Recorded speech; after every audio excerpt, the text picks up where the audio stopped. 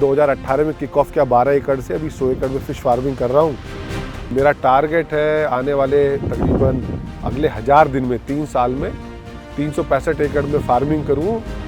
इसमें मैं फंगास करता हूँ, बड़ी पोंड फार्मिंग में मैं कार्प्स करता हूँ। मछली में तो बहुत ही प्रॉफिट है शैलेश जी, बस बंदा बेसिक्स बातों का ध्यान रखे। तकरीबन 300 टन का प्रोडक्शन एनुअली कर लेता हूँ। टर्नओवर पे से अगर देखें तो कितना होगा साल का? 10-4 CR। 4 CR। अपने कैमरा सहयोगी से कहेंगे कि वो एक बार नज़ारा दिखाएं। ये बीच में टापू जैसा या आइलैंड जैसा क्या बड़ा आकर्षक दिख रहा है। तो इस समय हम देखिए इस आइलैंड के पास पहुंच गए हैं। मत्स्य मनोरंजन गतिविधियों के पर्पज से मैंने इसको डेवलप किया।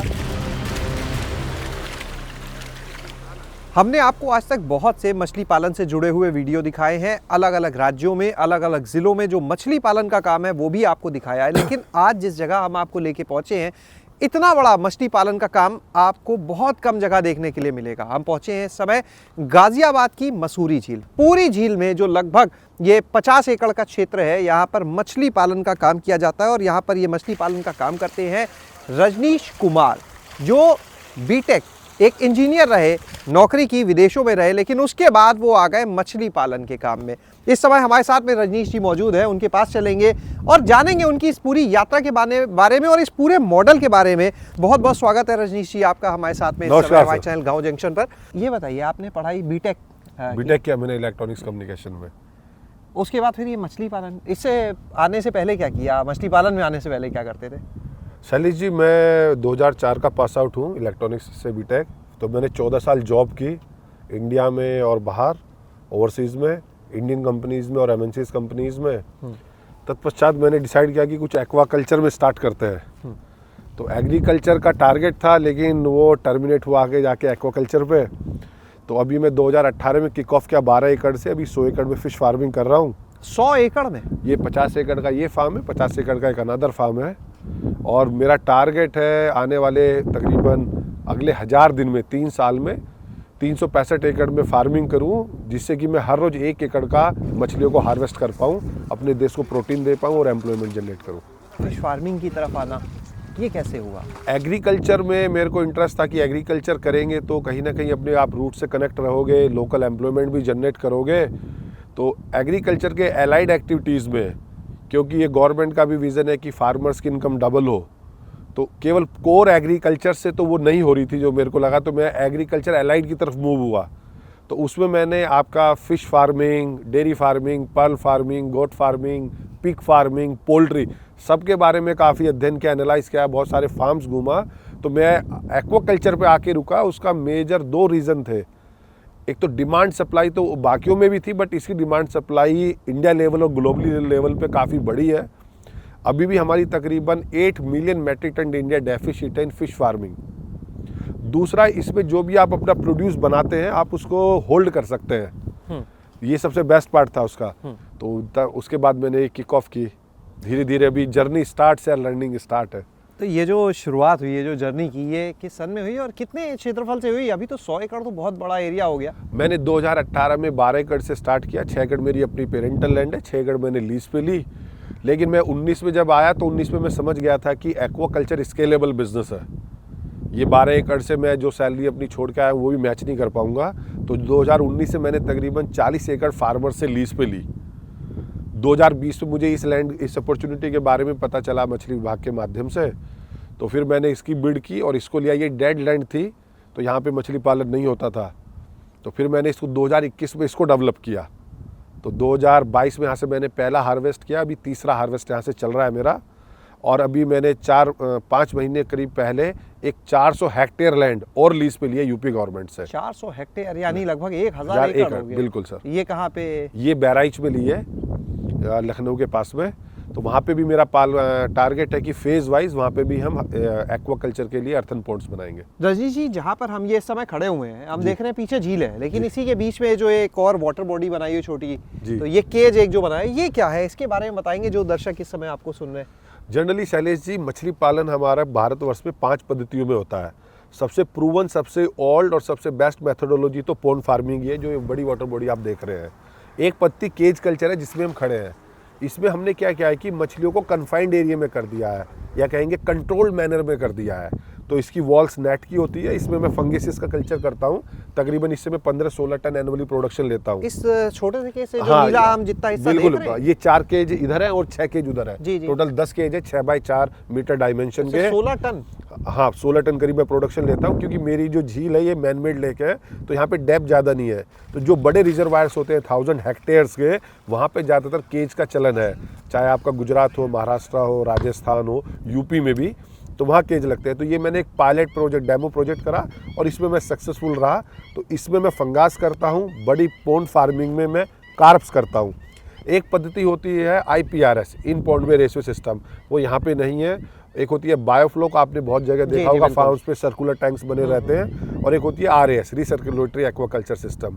तो 5 पद्धतियों में होती है, तो मैं 3 पद्धतियों में करता हूँ। बायोफ्लॉक में मैं सीड रियरिंग करता हूँ, छोटे बच्चों को जिसको फ्राई कहेंगे उसको फिंगरलिंग साइज तक करता हूँ। केज कल्चर में फंगेसिस करता हूँ और बड़ी वाटर बॉडी में कार्प्स करता हूँ। तो यानी जब वो फिंगर साइज वाले होंगे उनको बड़ा होने के बाद फिर पॉन्ड में शिफ्ट हाँ, किया मैं जाता पॉन्ड में मैं उनको ईयरलिंग करता हूँ, मतलब 100 ग्राम साइज जिसकी लाइफ साइकिल 1 साल हो गई हो, उसको स्टॉक करता हूँ उसको मैं। फिर यहाँ ले आते हैं। हाँ। तो एक बार चलें बाकी आपकी फील्ड देखते हैं। बिल्कुल, और आइए। इस पूरी झील का नज़ारा जो हमारे दर्शक इस समय जुड़े हुए हैं उनको भी दिखाते आइए हैं। सर, आइए, क्योंकि प्लीज। यहाँ पर सिर्फ मछली पालन नहीं है, बहुत बढ़िया घूमने की जगह भी है जो हम देख पा रहे हैं। तो चलते हैं और आगे आपको दिखाते हैं यहाँ का और नज़ारा और इस पूरे मॉडल को आप तक पहुँचाते हैं। अभी पूरे साल के प्रोडक्शन की अगर बात की जाए, ये जो पूरा 100 एकड़ 50 एकड़ लगभग है और 50 एकड़ दूसरा आप जो साइट्स बता रहे हैं, तो कितना प्रोडक्शन अभी आप कर रहे हैं? शैलेश जी, मैं दोनों लोकेशन से मिला के तकरीबन 300 टन का प्रोडक्शन एनुअली कर लेता हूँ। इस 50 एकड़ से मेरा टारगेट रहता है। ये वाटर स्प्रेड अप एरिया 45 एकड़ होगा, टोटल लैंड एरिया इज 50 एकड़। 150 टन में कार्प यहाँ से कल्चर कर लेता हूँ मैं। इसके अलावा 2 स्पीसीज और करता हूँ, एक फंगिसिस करता हूँ, एक तिलापिया करता हूँ। तिलापिया मैंने रिसेंटली स्टार्ट की है, तो वो दोनों मिला के भी मैं 150 टन करीब कर लेता हूँ एनुअली। तो एनुअली 300 टन का प्रोडक्शन और 100 एकड़ का ब्रेकअप बताऊँ तो 90 एकड़ स्प्रेड अप एरिया होगा, जिसमें 65 एकड़ कल्चर एरिया है और बाकी 25 एकड़ में मेरा नर्सरी मैनेजमेंट है, जिसमें मैं फ्राई टू फिंगरलिंग टू ईयरलिंग, मेरा सीड का रोटेशन भी बना रहता है। ये 300 टन की अगर बात की जाए टर्नओवर पे से अगर देखें तो कितना होगा साल का? 10-4 CR। 4 CR। अच्छा, जब हम बात करते हैं 4 CR की, एक्सपेंसेस भी हैं बिल्कुल, काफ़ी ठीक आप ठाक। एक्वाकल्चर में आप मान के चलिए कि बड़े आराम से 20% की आपकी ROI है। जो सर आप जॉब कर रहे थे जी, उससे जब कंपेयर करते हैं, हाँ, तो अभी मैं मोर और लेस बिल्कुल मतलब थोड़ा इम्प्रूविंग ट्रेंड पे ही हूँ। बट इसका अलग बेनिफिट्स है कि आप इसमें मतलब एक्सपेंड कर सकते हो, आप अपने खुद मालिक हो, आप अपने खुद बॉस हो, तो ये बेनिफिट है। यहाँ पे क्या है कि आप लोगों से मिलते रहते हैं, आपका सर्कल, सोशल लाइफ, रीच ज़्यादा बढ़ती रहती है। और वहाँ पे आप एक ही ऑफिस में काम करते हैं, आपके 10-20 कुलीग्स होते हैं, तो ये दोनों में बड़ा डिफरेंस है। अच्छा, जब हम झील में चल रहे थे तो ये पीछे एक आइलैंड सा हमें नज़र आ रहा है। अपने कैमरा सहयोगी से कहेंगे कि वो एक बार नज़ारा दिखाएं। ये बीच में टापू जैसा या आइलैंड जैसा क्या बड़ा आकर्षक दिख रहा है? सर, ये हमने नॉर्थ इंडिया का पहला एक आइलैंड बनाया है। जब ये मैंने झील बनाई थी तो मैं इसको मट्टी को ड्रैग करके लेके गए, वो बीच में इकट्ठी करी।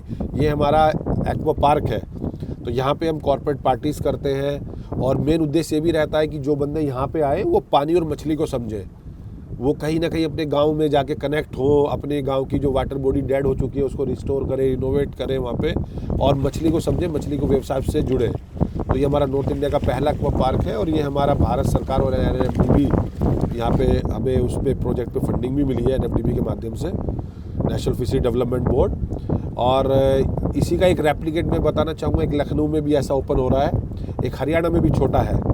इस समय हम उस टापू की तरफ जा रहे हैं, उस आइलैंड की तरफ जा रहे हैं जो इस झील के बीच में बना हुआ है। लेकिन उससे पहले एक बार फिर आपको हम कहेंगे नज़ारा देखिए, दूर तक जहाँ तक आपकी नज़र जा रही है सिर्फ और सिर्फ ये पानी ही पानी नज़र आएगा। और इस पूरे क्षेत्र में ये मछली पालन का काम यहाँ पर रजनीश जी कर रहे हैं।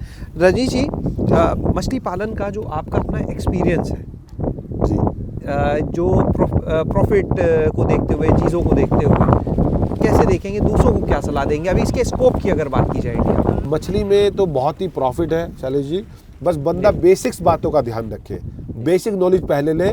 और मैंने अपने लिए क्या, मैं लोगों को भी सजेस्ट करता हूँ, इसके लिए एक मूल मंत्र बनाया हुआ है। आप जिस लेवल पे भी फार्मिंग करना चाहते हैं, हर बंदा पहले होमवर्क करता है, एक प्रोजेक्ट बनाता है कि भाई मैं इस बिजनेस में इतने पैसे इन्वेस्ट करूंगा, वो चाहे वो एक्स अमाउंट कोई भी हो, उसका 1% आप अपनी एजुकेशन पे एक्सपेंस करें। अगर आप 1 करोड़ रुपए प्रोजेक्ट में लगाना चाहते हैं तो 1 लाख, आप 10 लाख लगाना चाहते हैं तो 10,000। आप वो अपनी एजुकेशन पे एक्सपेंस करें।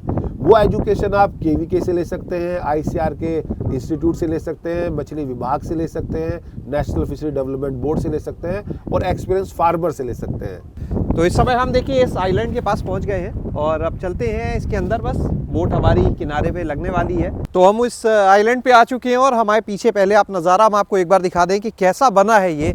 यहाँ पर देखिए पीछे हट है, यहाँ पर आपको बैठने के लिए पूरा एक डाइनिंग एरिया, एक रेस्टोरेंट जो है वो मिल रहा है। पूरा गांव का नज़ारा, गांव है भी ये, मसूरी विलेज कहलाता है। पास में किचन है, झूले हैं बच्चों के घूमने के लिए। अगर आप आते हैं यहाँ पर रेन डांस पार्टी आप कर सकते हैं। तो घूमने के लिए भी एक बहुत अच्छी जगह है ये। रजनीश जी, इसको आपने जो विकसित किया यहाँ पर वो क्या किस सोच के साथ विकसित किया है? क्योंकि ये जगह भी आपकी मछली पालन में भी इस्तेमाल हो सकती थी, लेकिन बीच में इसको बनाने के पीछे क्या उद्देश्य है? सर ये मैंने शैलेश जी मतलब इंडोनेशिया में और मलेशिया में, इवन केरला में भी ऐसे आइलैंड्स हैं जहाँ पे हमें ना फिश फार्मिंग के साथ साथ रिक्रिएशनल एक्टिविटीज़, तो मत्स्य मनोरंजन गतिविधियों के पर्पज़ से मैंने इसको डेवलप किया। और ये जैसे मैंने 2021 में ये झील ऑपरेशन की थी, ये आइलैंड मैंने 2022 में ऑपरेशन किया, 1 साल बाद।